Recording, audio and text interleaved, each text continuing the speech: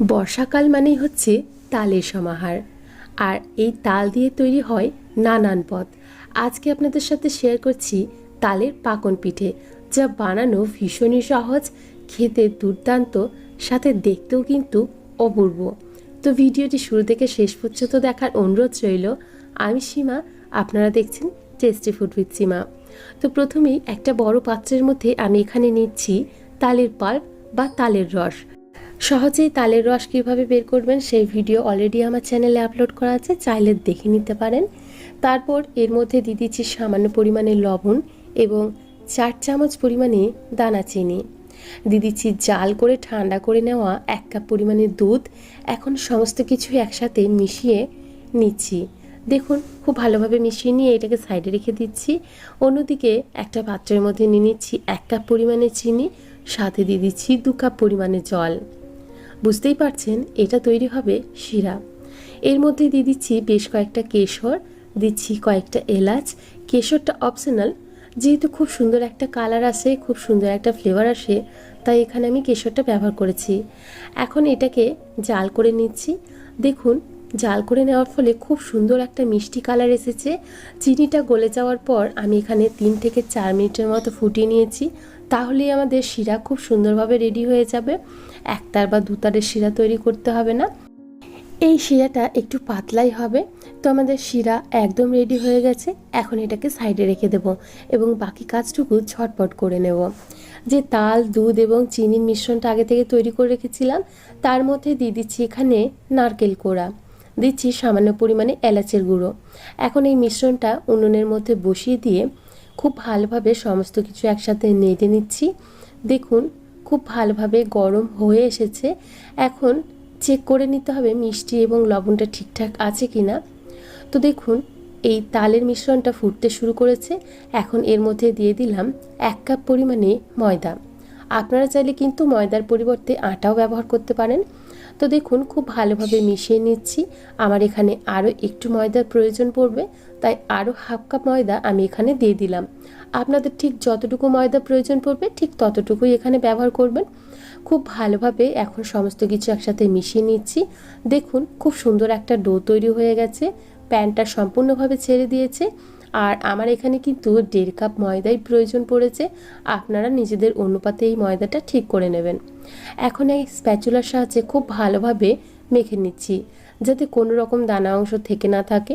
যেহেতু একটু গরম আছে, হাত দেওয়া যাচ্ছে না, তাও একটু হাত দিয়ে খুব ভালোভাবে মথে নিতে হবে। তো দেখুন, খুব ভালোভাবে মথে নিয়েছি। এখন অনেকটা ঠান্ডা হয়ে গেছে। এখন সামান্য পরিমাণে একটু ঘি এর উপরে লাগিয়ে নিচ্ছি।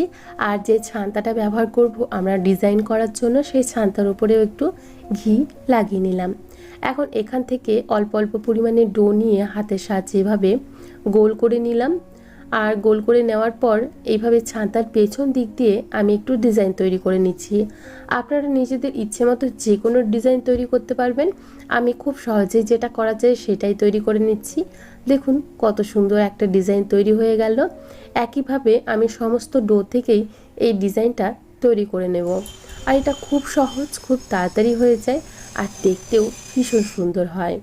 তো একইভাবে আমি সমস্ত ডো থেকেই এই ডিজাইনটা তৈরি করে নিয়েছি বা পাকন পিঠেগুলো তৈরি করে নিয়েছি।